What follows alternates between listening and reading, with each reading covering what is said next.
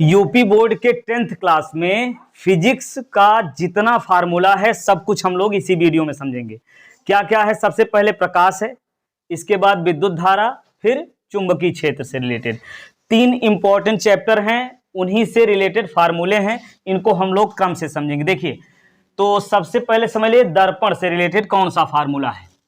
क्या होता है? 1/f इक्वल टू क्या होता है? 1/v माइनस 1/ माइनस होता है प्लस। सबस। तो दर्पण के लिए क्या होता है? प्लस। और लेंस के लिए क्या होता है? 1/f is equal to -1/u। ठीक। और दूसरा फार्मूला यम बराबर क्या होता है? चलो हेमंत बोलो क्या होगा दर्पण के लिए? v/u is equal to I/O। अब देखिए यहां इसमें प्लस लिखते हैं और इसमें क्या लिखते हैं? माइनस लिखते हैं। इसमें लगाइए, इसमें, ठीक है? वैसे यहां लगाइए, जहां जरूरत पड़ेगी लगा लेंगे हम लोग एक जगह। और लेंस में क्या होता है? m बराबर v/u और ये होता है I/O। ठीक। और तीसरा फार्मूला बताओ गुंजन क्या होगा? F बराबर R/2। ठीक है। और वो वाला फार्मूला लेंस में भी होता है क्या? R/2। ठीक। ये हो गया, इतना ही है फार्मूला। अब इसमें हमको याद रखना है कौन सा चिन्ह यूज करेंगे ना। तो U का मान हमेशा जो है क्या होता है? U का मान हमेशा माइनस में। U क्या है? U है क्या बताओ? वस्तु की दूरी। अब वस्तु की दूरी कहां से? वस्तु की दूरी दर्पण में कहां से नापते हैं? ध्रुव से। ठीक है। और लेंस में कहां से नापते हैं? प्रकाशिक केंद्र से। ठीक है। लेंस का ये, चलो लेंस एक फिगर बना दें क्या? ये ऐसे ही समझ लीजिए, लेंस में ये होता है। ठीक है, प्रकाशिक केंद्र। और ये F है और ये मान लेते हैं ये 2F कर लीजिए। तो कोई भी वस्तु रखी जाएगी, इसमें प्रतिबिंब कैसे बनेगा? इसी आधार पर जब एक फिगर बना लेंगे तो चिन्ह सबका आसानी से लिख पाएंगे। चलो फहीम बताओ कैसे आएगी किरण? जो समांतर आए कहाँ जाएगी? फोकस से। ठीक है। और दूसरी कहाँ से ले आए? चलो यही फोकस से लेके आते हैं। फोकस से जो आई कहाँ जाएगी? समांतर होके जाएगी ये। तो इसका प्रतिबिंब बड़ा, उल्टा और वास्तविक बन जाएगा। ठीक है। एक दर्पण के लिए छोटा सा यही बना लेते हैं। दर्पण में कौन सा दर्पण लें? ये कौन सा दर्पण है? अवतल दर्पण। अब इसका ये हो जाएगा वक्रता केंद्र। मध्य बिंदु को क्या बोलते हैं? ध्रुव।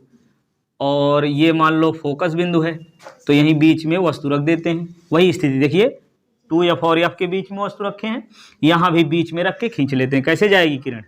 जो समांतर है कहाँ जाएगी? फोकस से। और फोकस वाली समांतर हो जाएगी, तो वक्रता केंद्र से अधिक दूरी पर वास्तविक उल्टा और बड़ा प्रतिबिंब बन जाएगा। यहाँ भी देखिए वास्तविक उल्टा बड़ा प्रतिबिंब बना है। ठीक है। जब वास्तविक होगा तो उल्टा होगा, आभासी होगा तो सीधा होगा। ठीक है। तो U का मान रूपांशी बताओ, प्लस में लिखे माइनस में? U हमेशा माइनस में होता है। अब इसके बाद लिखेंगे V यानी ये क्या है? प्रतिबिंब की दूरी। ठीक है। चलिए अंशिका बताओ ये क्या होगा? इसमें दो स्थिति होती है ना प्रतिबिंब की, या तो वास्तविक होगा या तो आभासी। तो जब वास्तविक होगा तो उल्टा होगा, और जब आभासी होगा तो सीधा होगा। आभासी होगा तो सीधा होगा। ठीक। अच्छा ठीक, सीधा कर दे रहे हैं। अब समझिए वास्तविक, ये दर्पण के लिए जब वास्तविक, देखिए दोनों में वही बनाना, वास्तविक प्रतिबिंब यहाँ भी बना है, वास्तविक यहाँ भी बना है। वास्तविक है उल्टा है, वास्तविक है उल्टा है। ठीक। और जब सामने है, देखिए इसमें सामने है वास्तविक, इसमें वास्तविक पीछे है, यही अंतर है दोनों में बस। ठीक है। तो दर्पण के लिए जब हम लोग लिखेंगे दर्पण के लिए, तो ये क्या होगा, सामने होगा, सामने होगा। और सामने वाली दूरी देखिए, संख्या पद्धति, आप संख्या रेखा आप जानते हैं ना, ऐसे क्रम से यहाँ 0 होता है, इधर प्लस में होता है, होता कि नहीं होता, +1 2 3, और इधर -1 2 3, ऊपर प्लस और नीचे माइनस होता है। ठीक है, तो नीचे यदि होगा तो माइनस, ऊपर होगा तो प्लस। ठीक है, और ये बाएं होगा तो माइनस, दाएं होगा तो प्लस, ऐसे होता है। उसी प्रकार से देखिए, ये सामने है ना, तो क्या होगा, सामने है माइनस में, तो u का मान यहाँ क्या लिखेंगे, माइनस। ठीक, और जब सीधा बनेगा, आभासी बनेगा, सीधा बनेगा, तो ये बन जाएगा पीछे। ठीक है, और इसके लिए ये होगा प्लस में। समझ में आया। और वहीं जब लेंस के लिए होगा तब भी वास्तविक और उल्टा होगा, आभासी और सीधा होगा, लेकिन जब वास्तविक होगा तो पीछे बनेगा ना, यही अंतर है। कहाँ बनेगा, पीछे बनेगा। इसमें लेंस के लिए कहाँ बनेगा, पीछे बनेगा। और कैसा होगा प्रतिबिंब, वास्तविक और उल्टा। यहाँ तो कोई दिक्कत नहीं ना। ठीक है, ये क्या लिखे, प्लस में माइनस में, अच्छी बात है। और जब आभासी और सीधा होगा तो सामने बन जाएगा, और सामने वाली दूरी माइनस में लिखते हैं। इतनी बात याद रखनी हमको। अब तीसरा एक बचा है क्या, यफ। यफ क्या है, फोकस दूरी। ये क्या है, यफ फोकस दूरी। चलो कोमल बताओ, ये फोकस दूरी कब धन में कब ऋण में होती है। बहुत बढ़िया, उत्तल होगी तो माइनस, सबस। उत्तल होगी तो प्लस, अवतल होगा तो माइनस। ये भूलना नहीं है। ठीक, हाँ, कॉन्फिडेंस बनाए रखो, बस इतनी बात याद रखनी है। अब इसमें देखिए, यम और आई का मान। यम क्या है, यम आवर्धन क्षमता, आई प्रतिबिंब की लंबाई। इसको ऐसे ही याद रखिए, इतना फार्मूला दिमाग में रखिए। और ये इसमें क्या होगा, यम और आई का मान माइनस में कब होगा, सोचिए। आई यानी प्रतिबिंब की लंबाई, तो प्रतिबिंब इसमें देखिए उल्टा बनेगा या सीधा, ये देखना है यहाँ। जब उल्टा बनेगा तो यम और आई का मान माइनस में, और जब सीधा बनेगा तो यम और आई का मान प्लस में होगा। समझ में आया। ठीक है, तो बस इतना, ये जो है दर्पण और लेंस से रिलेटेड ये फार्मूले हो गए। अब इसके बाद देखेंगे हम लोग विद्युत धारा से रिलेटेड फार्मूले। ये लेंस और दर्पण से रिलेटेड हो गया। अच्छा, इसमें ये मानव नेत्र है ना, तो मानव नेत्र में यही लेंस वाला सूत्र लगेगा। मानव नेत्र का ये जो नेत्र लेंस है, ये किस प्रकार का लेंस है, उत्तल है या अवतल, बताओ कौन सा लेंस है। हाँ, ये नेत्र लेंस जो है ये किस प्रकार का लेंस, उत्तल लेंस है। अब उत्तल लेंस जिस प्रकार से यूज होता है वैसे कर लीजिएगा। और u और v का मान हमेशा माइनस में रखिए। क्यों, क्योंकि ये सामने होगा। मान लीजिए चश्मा लगाए हो, कोई वस्तु देखोगे तो वस्तु आगे ही रखोगे ना, कि आंख और चश्मा के बीच में रखोगे, नहीं ना, सामने होगा। तो u v का मान इसमें हमेशा क्या लिखेंगे, माइनस में लिखेंगे। बस बाकी f का मान तो जान ही रहे हो ना, उत्तल लेंस है तो प्लस होता है, अवतल है तो माइनस होता है। चलिए ठीक है। दूर दृष्टि दोष, निकट दृष्टि दोष थोड़ा सा याद है कि नहीं। दूर दृष्टि दोष में दूर वाली वस्तु दिखाई देती, निकट वाली नहीं दिखाई देती।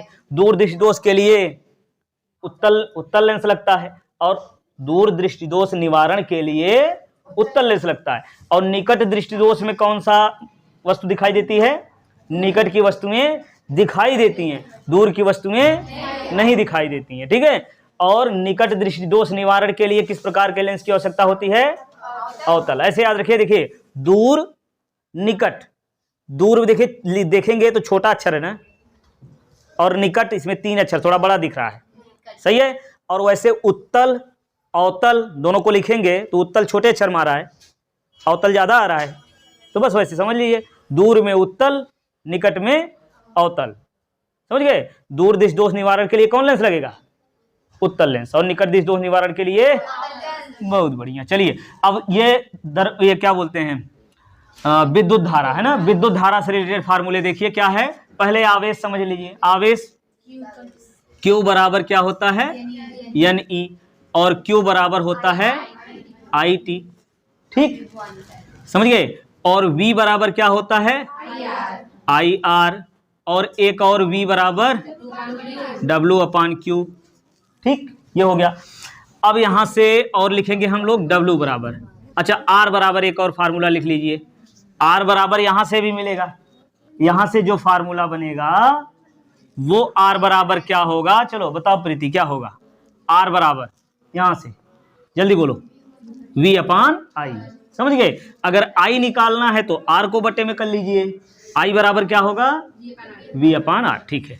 और R यानी प्रतिरोध किस बात पर निर्भर करता है, तार की लंबाई के अनुक्रमानुपाती होता है और क्षेत्रफल के व्युत्क्रमानुपाती होता है। यहाँ जो नियतांक आता है उसको हम कहते हैं रो, और रो क्या है यहाँ विशिष्ट प्रतिरोध। ठीक है, क्या है विशिष्ट प्रतिरोध, इसी को प्रतिरोधकता भी कहते हैं। क्या कहते हैं, ठीक है। अब W बराबर सारे फार्मूले, ये W बराबर क्या होता है, यहां से देखिए W बराबर Q इधर आए गुणा हो जाएगा VQ, और Q बराबर होता है IT, रखिए तो क्या मिलेगा VIT। V बराबर IR रखिए तो I 2 बार हो जाएगा I²RT, और तीसरा मिलेगा V²T/R। अच्छा ठीक है, PT, बड़ी जल्दी है PT। तो P बराबर क्या होता है, P यानी सामर्थ्य है ना, सामर्थ्य के लिए फार्मूला होता है, देखिए सामर्थ्य क्या है, ऊर्जा व्यय होने की दर को सामर्थ्य कहते हैं। तो यहां से W बराबर क्या मिलेगा, गुणा करेंगे तो W बराबर एक और फार्मूला मिल जाएगा P/T। ठीक, अब P के लिए फार्मूला देखिए W/T एक हो गया, और दूसरा क्या होगा, इसी में देखिए ये बताया ना W/T होता है, ये W का जो मान है इसी में T हटा देंगे तो P आ जाएगा, है कि नहीं। थोड़ा जल्दी जल्दी बताओ कुमकुम, तो P बराबर क्या होगा, जल्दी जल्दी बोलो, VI I²R V²/R। ठीक है, ये P हो गया, ये W के लिए फार्मूला हो गया। ठीक है, अब इसके बाद हम देखेंगे श्रेणी क्रम संयोजन। प्रतिरोधों के श्रेणी क्रम संयोजन में क्या होता है, R बराबर R1 + R2 करते हैं। ठीक है, किसमें, श्रेणी क्रम संयोजन में, श्रेणी क्रम संयोजन में ये हो जाता है। और दूसरी बात श्रेणी क्रम में क्या याद रखनी, श्रेणी क्रम में क्या बराबर होता है, क्या नहीं बराबर होता, धारा समान होती है, धारा समान होती है और विभव अलग होता है।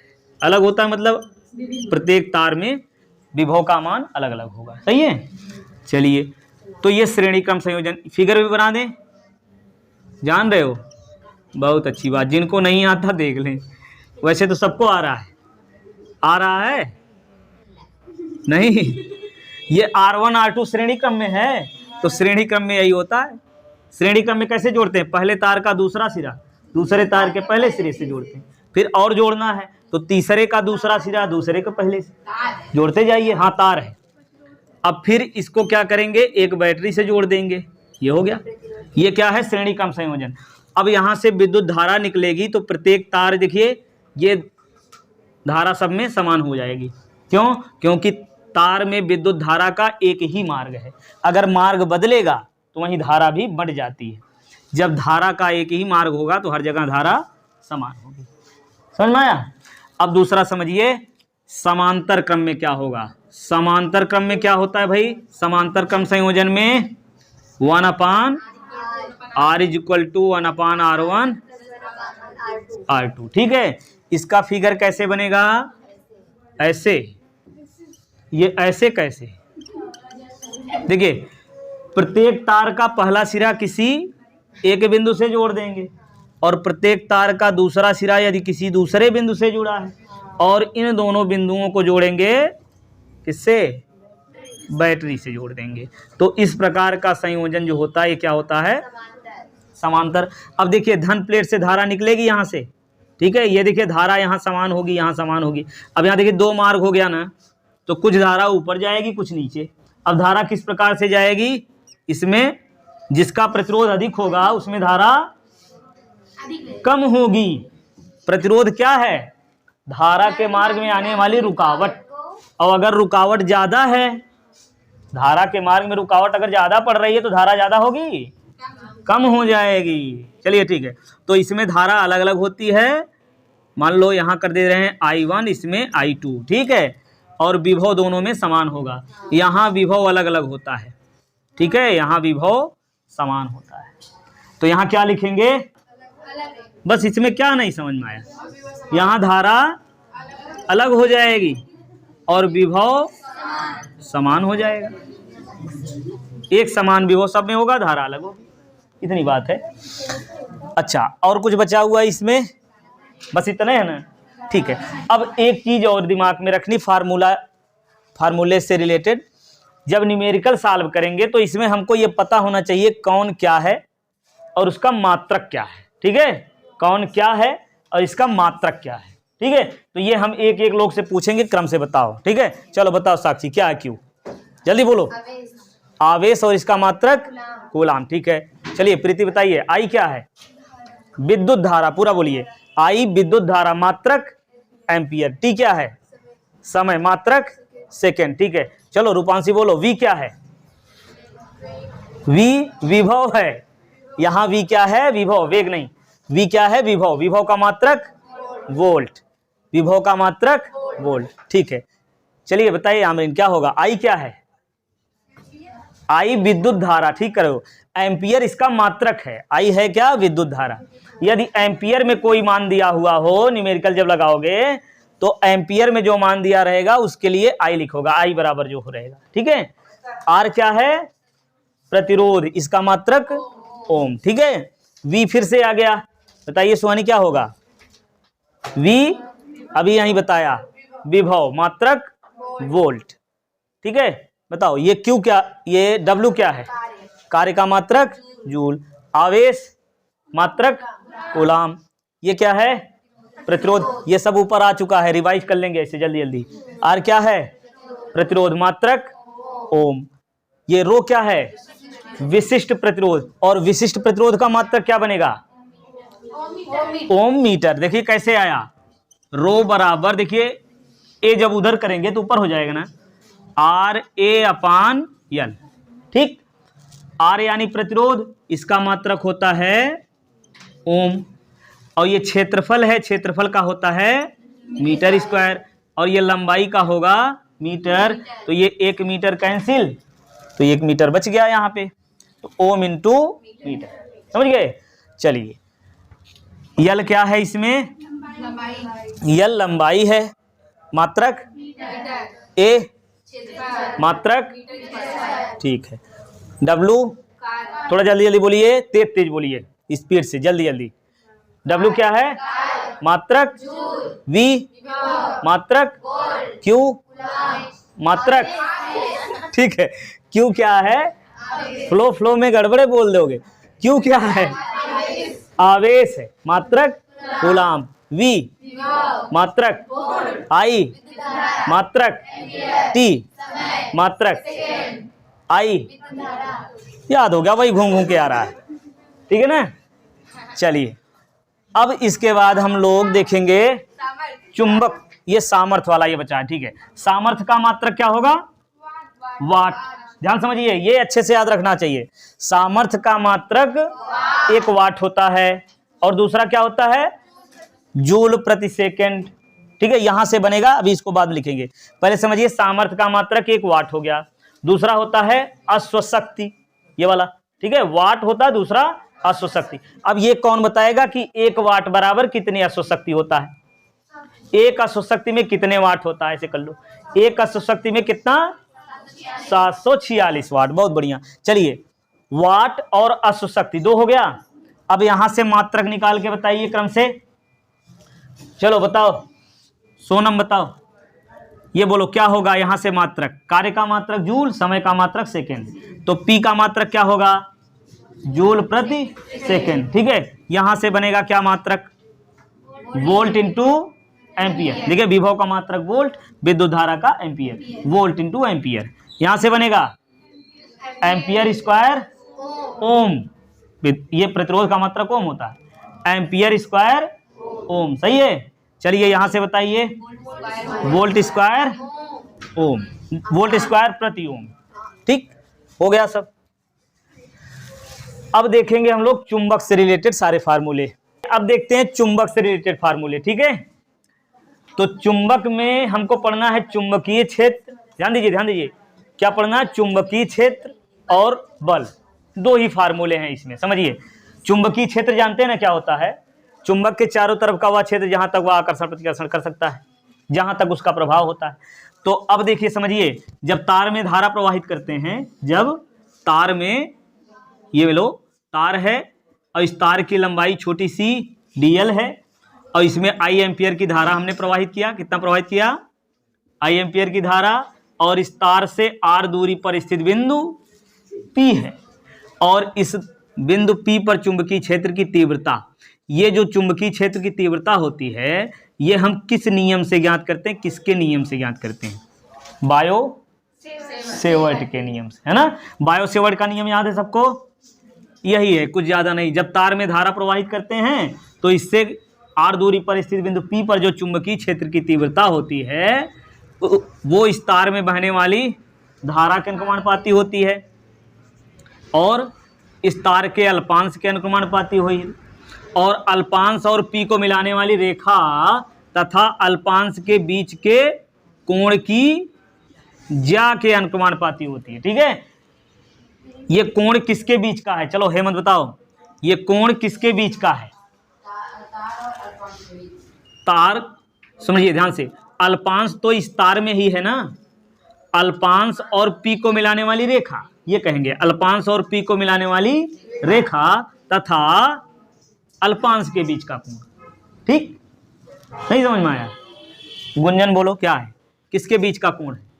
अल्पांश और P को मिलाने वाली रेखा तथा अल्पांश के बीच की कोण की ज्या के अनुक्रमानुपाती होता है। तो ये 3 पॉइंट ये हो गया। चौथा ये है, तार और उस बिंदु के बीच की दूरी के क्या? वर्ग के व्युत्क्रमानुपाती होता है। अब ये प्रोपोर्शनल का निशान जब हम लोग हटाएंगे तो मिलेगा μ0/4 पाई IDL sin θ/r स्क्वायर। ठीक है, चलो सचिन बता दो, ये किस चीज का फार्मूला मिला है? ये dB क्या है यहाँ? हाँ, BB नहीं, dB। ये dB क्या है? चुंबकीय क्षेत्र की तीव्रता। चलिए ठीक है, अब चुंबकीय क्षेत्र की तीव्रता, ये देखिए एक और याद करना हमको, ये तार है, वृत्ताकार लूप धारावाही तार है, इसमें धारा जब प्रवाहित करेंगे तो इसके कारण केंद्र पर चुंबकीय क्षेत्र तीव्रता, ये मान लो इसकी त्रिज्या r है। ठीक है, तो केंद्र पर चुंबकीय क्षेत्र तीव्रता कितनी होती है? B बराबर μ0I अपान क्या होता है? 2r। शाबाश, तो ये होता है, और μ0I अपान 2r, ये हो गया तार से r दूरी पर चुंबकीय क्षेत्र तीव्रता अल्पांश के कारण। ठीक है, और ये क्या है? वृत्ताकार धारावाही लूप के केंद्र पर चुंबकीय क्षेत्र तीव्रता। अब देखेंगे तीसरा, ये जब अनंत लंबाई का तार हो, तार की लंबाई ना दिया हो, मतलब तार अनंत लंबाई का हो, तो इससे r दूरी पर चुंबकीय क्षेत्र तीव्रता, इस तार से r दूरी पर स्थित बिंदु P पर चुंबकीय क्षेत्र तीव्रता, ये होता है μ0I अपान 2 पाई r। ठीक, ये फार्मूले, ये देखो चुंबकीय क्षेत्र से रिलेटेड ये फार्मूला हो गया। अब इसी में पढ़ना है लगने वाला बल। समझिए ध्यान से, दो चुंबक हो तो उनमें आकर्षण या प्रतिकर्षण बल लगता है ना? तो जब समान ध्रुव होते हैं, समझिए, जब दोनों समान ध्रुव होते हैं तो आकर्षण होता है कि प्रतिकर्षण? प्रतिकर्षण। समान ध्रुवों में प्रतिकर्षण, विपरीत ध्रुवों में आकर्षण, पता है ना? अब अगर दो चुंबक, ये चुंबक अकेले है, ये बल लगाएगा किसी पर? कोई दूसरा चुंबक आएगा तब तो बल लगेगा। कोई लौह वस्तु है तो उसको खींचेगा, आकर्षित करेगा, बल लगाएगा।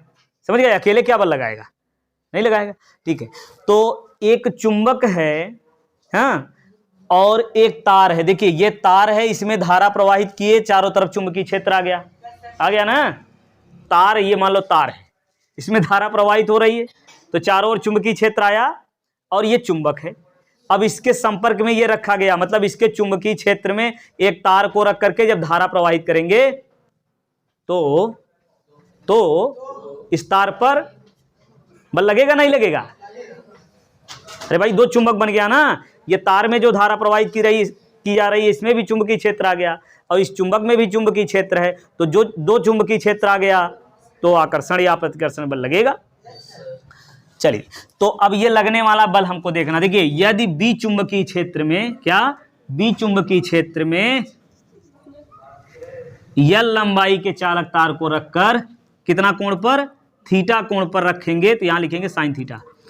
देखिए, बी चुंबकीय क्षेत्र में यल लंबाई के चालक तार को रखकर जब उसमें आई एम्पियर की धारा प्रवाहित करते हैं तो यही इस पर लगने वाला बल होता है। एफ बराबर क्या होता है, आई बी एल साइन थीटा। समझ गए? आई क्या है? अंशिका बोलो, आई क्या है? कौन सी धारा कहां प्रवाहित की जा रही है? चुंबकीय क्षेत्र में रखे हुए तार में, चुंबकीय क्षेत्र में रखे हुए यल लंबाई के चालक तार में धारा प्रवाहित की जा रही है। अब ये तार जो है चुंबकीय क्षेत्र के साथ कितने कोण पर है? थीटा कोण। समझ गए? ये जितने चिन्ह इसमें प्रयोग हुए हैं सब समझ में आया ना? आया है? आई क्या है?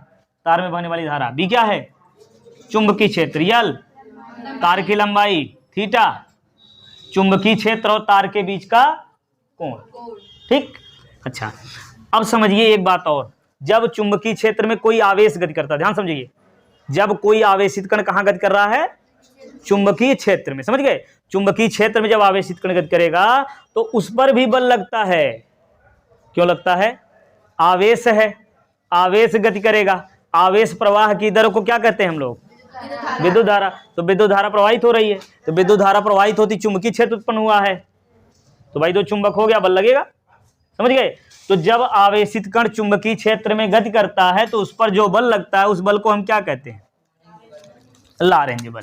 ठीक है, और लारेंज बल का फार्मूला जो है वो क्या बनेगा? एफ बराबर मान लो क्यू कूलाम का आवेश वी वेग से बी चुंबकीय क्षेत्र में थीटा कोण पर गति कर रहा है, थीटा कोण पर गति कर रहा है, तो एफ बराबर q v B sine theta हो जाएगा। समझ में आया? ये क्यू कूलाम का आवेशित कण है, वी वेग से कहां गति कर रहा है? बी चुंबकीय क्षेत्र में, चुंबकीय क्षेत्र के साथ कितने कोण पर? थीटा कोण पर गति कर रहा है, तो उस पर लगने वाला बल ये हो जाएगा। हो गया ना? और कोई फार्मूला है इसमें? बस इतने हैं। ठीक, तो सारे फार्मूले ये हो गए। अच्छा, पिछले में जो है वो क्या बोलते हैं, यूनिटों की संख्या एक छूट गया था ना, विद्युत धारा वाले में। यूनिटों की संख्या का सूत्र क्या होता है? यूनिटों की संख्या, इसी को और क्या कहते हैं? एक यूनिट किसे कहते हैं? किलोवाट घंटा। किलोवाट घंटा मतलब समझिए 1 किलोवाट के सामर्थ्य का यंत्र। ठीक है, कोई बात नहीं, समझिए 1 किलोवाट के सामर्थ्य का यंत्र 1 घंटे में जितनी ऊर्जा व्यय करता है ना? उधर मत सुनिए, यहां सुनिए, जो चल रहा है चलने दीजिए। यूनिटों की, एक यूनिट क्या होता है समझ में आया नहीं आया? 1 किलोवाट सामर्थ्य का यंत्र ना, कोई यंत्र है, मान लो प्रेस है, टीवी है, कूलर है, कोई भी चीज ना, तो 1 किलोवाट का यदि है, 1 घंटा तक चलाओगे, कितनी देर तक? 1 घंटा तक चलाओगे, तो जितनी ऊर्जा खर्च हुई है, जितनी ऊर्जा उसने व्यय किया है, वो कितनी होगी? 1 यूनिट या 1 किलोवाट घंटा। समझ में आ गया? 1 किलोवाट घंटा कितना होता है? 1 किलोवाट का सामर्थ्य का यंत्र 1 घंटे में जितनी ऊर्जा व्यय करता है। ठीक है, यूनिटों की संख्या का फार्मूला क्या होगा? वाट गुणे घंटा गुणे दिन बटे 1000। समझ गए? ये होता है फार्मूला। बस सारे फार्मूले हो गए। चलिए पढ़ते रहिए। अब अगले वीडियो में हम लोग क्रम से पूरा फिजिक्स का न्यूमेरिकल सॉल्व करेंगे।